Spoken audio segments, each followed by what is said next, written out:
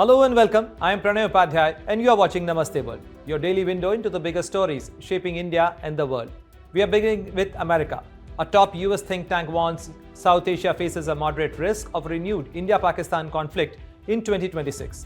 In South Asia, a brief funeral visit by India's Foreign Minister to Dhaka carried a quiet message about Delhi's shifting political priorities. After overtaking Japan, India now eyes Germany, raising questions about when it could become the world's third largest economy.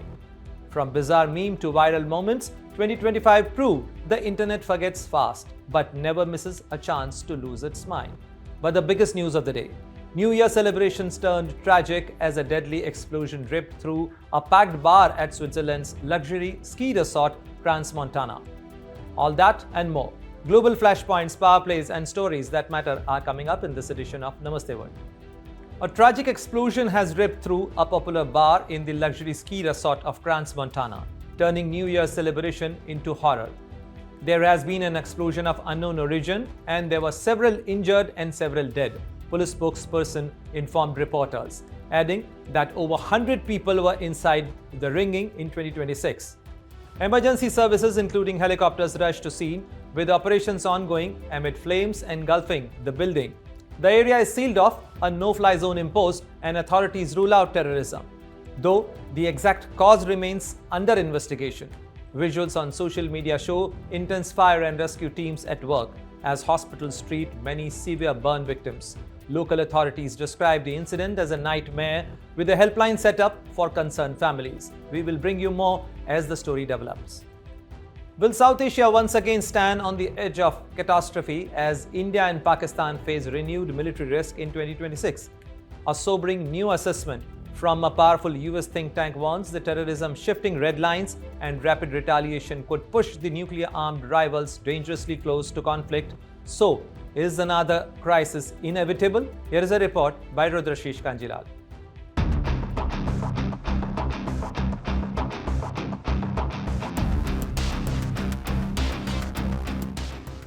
Will South Asia once again find itself staring at the edge of war? Will 2026 bring another India-Pakistan military clash, this time even closer to the nuclear threshold? A powerful US think tank believes the risk is real, not inevitable, but moderate. And that word alone is enough to raise alarm bells in New Delhi, Islamabad, and Washington. The warning comes from one of Washington's most influential foreign policy institutions, the Council on Foreign Relations. Its conflict monitoring arm, the Center for Prevention Action, has released its annual report titled Conflicts to Watch in 2026. And buried inside it is a familiar, volatile flashpoint: India versus Pakistan. The report assesses a moderate likelihood of renewed armed conflict between the two nuclear-armed neighbors next year. The trigger: increased terrorist activity. The assessment does not predict war, but it does something almost as significant. It placed India-Pakistan tensions in the same risk category as Middle East escalations, ISIS resurgence, and major regional conflicts. So how was this conclusion reached? The methodology matters. The CPA first crowdsourced potential conflict zones. Its in-house experts narrowed these down to 30 global flashpoints. Then, in November 2025, the survey was sent to nearly 15,000 US government officials, diplomats, military planners, and academics. Roughly 620 responded. They were asked two simple questions: how likely is conflict, and how damaging would it be to US interests? Based on those responses, conflicts were grouped into three tiers. India-Pakistan landed squarely in Tier 2. Not the most dangerous, but dangerous enough to demand attention. What makes this assessment particularly striking is the timing, because earlier this year, India and Pakistan were already at the brink. In April, a brutal terror attack in Jammu and Kashmir's Pahalgam killed 26 civilians, most of them tourists. India blamed Pakistan-based terror groups. And within weeks, New Delhi responded with force. On the night of May 7 and 8, India launched Operation Sindoor, precision strikes targeted what India described as terrorist infrastructure across the border. According to Indian officials, nearly 24 terror camps were hit. More than 100 militants were killed. Some strikes went deep inside Pakistani territory.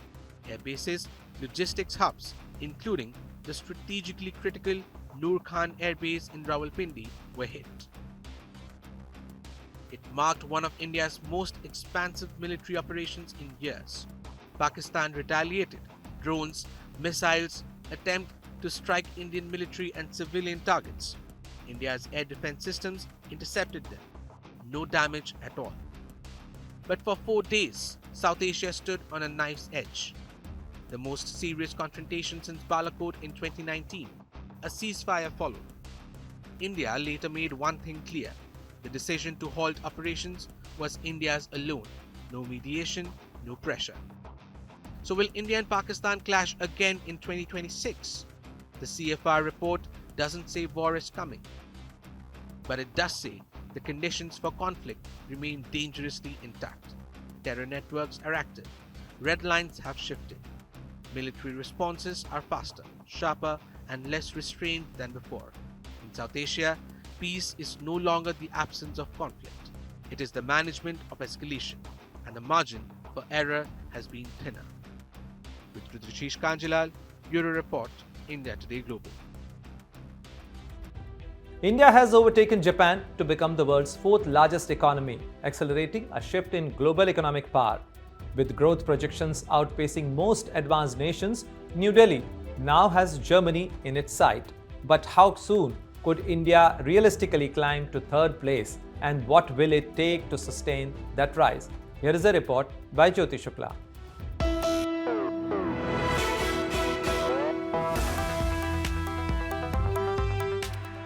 When India overtook Japan to become the world's 4th largest economy, it wasn't just another milestone, it was a signal. A signal that the global economic order is shifting and that India is moving faster than many expected. Now, the big question is this: when could India overtake Germany to become the world's 3rd largest economy? According to India's own economic review, the moment may be closer than it looks. As of 2025, India's nominal GDP stands at $4.18 trillion, placing it behind only the United States, China, and Germany. IMF projections suggest India will officially edge past Japan once final date is released in 2026.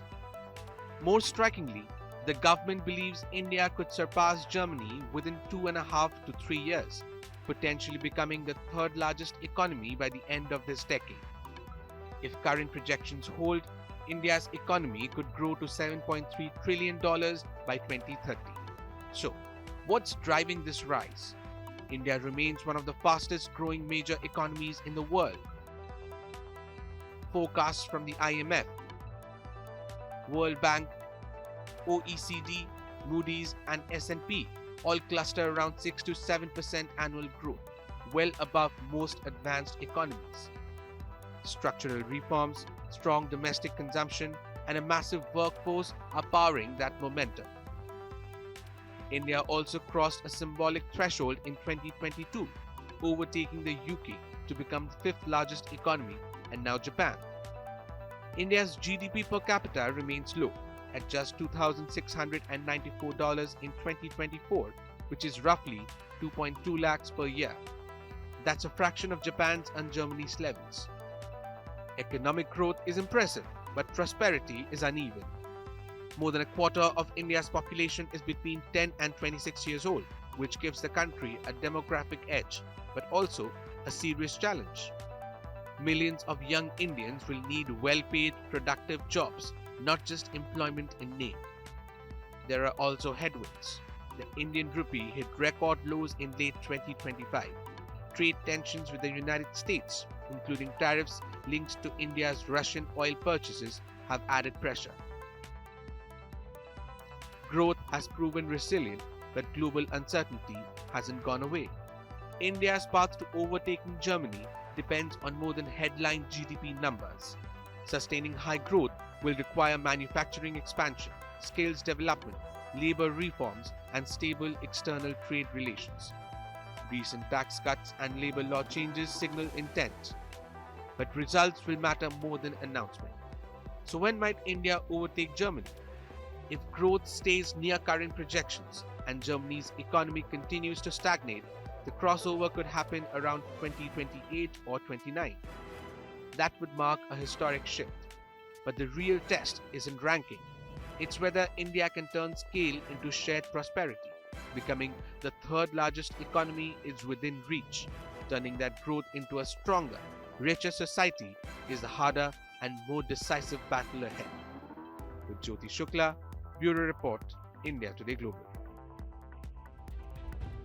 India's foreign minister flew to Dhaka for just 4 hours, skipped the interim government and met the opposition at a former Prime Minister's funeral. No handshake, no joint briefing, only a letter from Prime Minister Narendra Modi and a message delivered through absence. Was this condolence diplomacy or a calculated strategic signal? Here's a report by Rudrashish Kanjilal.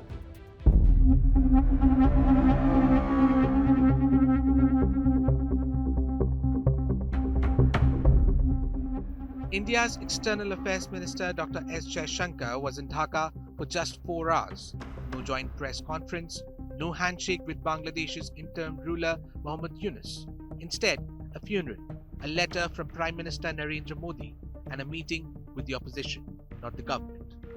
He came to attend the funeral of Khaleda Zia, three-time Prime Minister, founder and long-time leader of the Bangladesh Nationalist Party, or BNP, a political giant who dominated Dhaka's power corridors for over 3 decades. Her death marked the end of an era, and India made sure it was seen, heard, and recorded. At the funeral, thousands gathered, leaders, party workers, citizens, all paying respect to a woman who shaped Bangladesh's modern politics. Representing India, Dr. S. Jaishankar stood not just as a mourner, but as a messenger. He personally handed over a letter from Prime Minister Narendra Modi to Tariq Rahman, Khaleda Zia's eldest son, and now the acting chairperson of the BNP. The message was formal, warm, and unmistakable. India acknowledged Khaleda Zia as an iconic leader. India expressed condolences to the Bangladeshi people, and India opened a channel directly to Bangladesh's main opposition. But here's the question everyone is asking. Why did Jaishankar not meet Mohammad Yunus, the chief advisor of Bangladesh's interim government? The answer lies in political legitimacy and India's red lines. Mohammad Yunus heads an interim administration, not an elected government. His role is temporary, caretaker, transitional. There's more. Since Yunus took charge, relations between India and Bangladesh have grown tense. New Delhi has raised serious concerns, quietly but firmly, about rising attacks on Hindu minorities, deteriorating law and order, political uncertainty, and growing space for radical and anti-India elements. India did not want optics that suggested business as usual. So Jaishankar's 4-hour visit was tightly scripted. No courtesy call, no photo op, no diplomatic embrace. So what looked like a condolence visit was also a strategic recalibration. Jaishankar's presence at Khaleda Zia's funeral honored the past. His meeting with Tariq Rahman acknowledged the future, and his decision not to meet Mohammad Yunus reflected India's discomfort with the present, because silence sometimes is the loudest statement of all. Bureau Report, India Today Global. From meme presidents to demonic dolls, viral prophecies to meaningless slangs, 2025 was the year that internet sprinted past coherence. Trends were born, peaked and died in days, leaving behind irony, nostalgia and screenshots. Month by month, this is how scrolling culture rewired attention spans and collective sanity. Here's a report by Rishika Aradhya.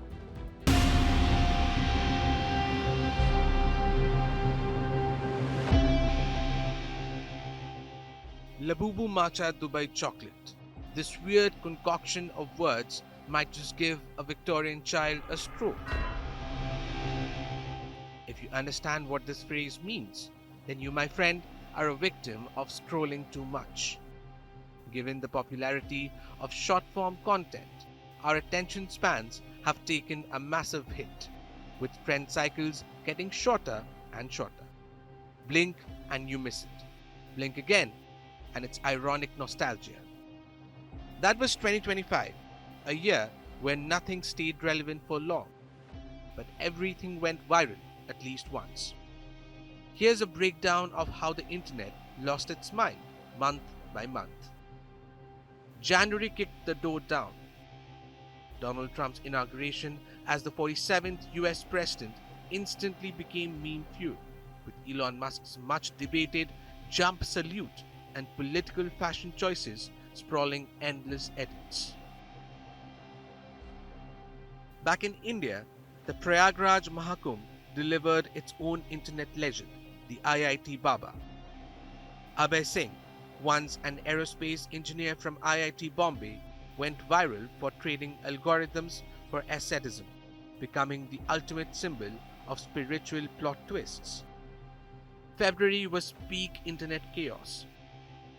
At the same time, X melted down over the absurd but sincere 100 men versus 1 gorilla debate, with users arguing strategy like it was a military simulation. March belonged to absurd economics. As Trump's extreme tariffs rattled the US economy, the internet fixated on X. The Trump take egg meme mocked voters who expected cheap groceries only to watch egg prices soar. Classic internet satire, dark and dumb at the same time. April blasted off, literally. Katy Perry's Blue Origin Zero Gravity clips became instant memes, with her wide-eyed reaction labeled painfully unrelatable. Then came Chicken Jockey. After the Minecraft movie trailer dropped, the character was elevated to ironic, near-religious meme status. May was AI meets aesthetics. The Studio Ghibli AI filter took over social media, transforming pets, skylines and selfies into dreamy animated worlds. June was about vibes. Aura farming became the new cool, celebrating people who look effortlessly ironic. Rayan Arkan Dikha rode the trend all the way to becoming a global tourism ambassador. Meanwhile, Netflix's K-pop Demon Hunters exploded, turning fictional band Hunter X into real-world chart stars. July turned paranoia viral. A Coldplay concert kiss cam caught an awkward couple, triggering affair rumors and a full-blown internet investigation. A few seconds, millions of detectives. August went unhinged. Labubu dolls, creepy, cute and allegedly demonic, blew up after appearing on Rihanna and Kim Kardashian's bags. September predicted the end. Rapture warned of September 23rd. Nothing happened, still here, because the joke. All stayed playful with Nano Banana, turning users into tiny 3D figurines. October was total domination. Taylor Swift's surprise dropped Orpihella, occupying all 100 spots on the Billboard Global 200. No notes, just power. November said everything with nothing. 6-7 meant absolutely nothing, and therefore everything, earning its place as 2025's word of the year. December ended under a table. Midnight Grapes revived a Spanish tradition into the ultimate New Year's aesthetic. 12 grapes, 1 wish, infinite content. With Rishika Radhya, Bureau Report, India Today Global. As we wrap up today's show, here's a quick look at the top stories making waves around the world. Protests over Iran's collapsing currency have turned deadly, with the Basij members killed as unrest spread nationwide, forcing closures, heavy security and stark warning from authorities. Russian-installed authorities in occupied Kherson accused Ukraine of killing at least 24 civilians, including a child, in a drone strike on New Year celebrations, claims Kiev has not yet addressed. And that brings us to the end of today's edition of Namaste World. From breakthrough in technology and business to political developments and natural disasters. Stay tuned as we bring you the latest updates, key developments, and more from New Delhi to New York. See you again tomorrow, same time, right here on Namaste World.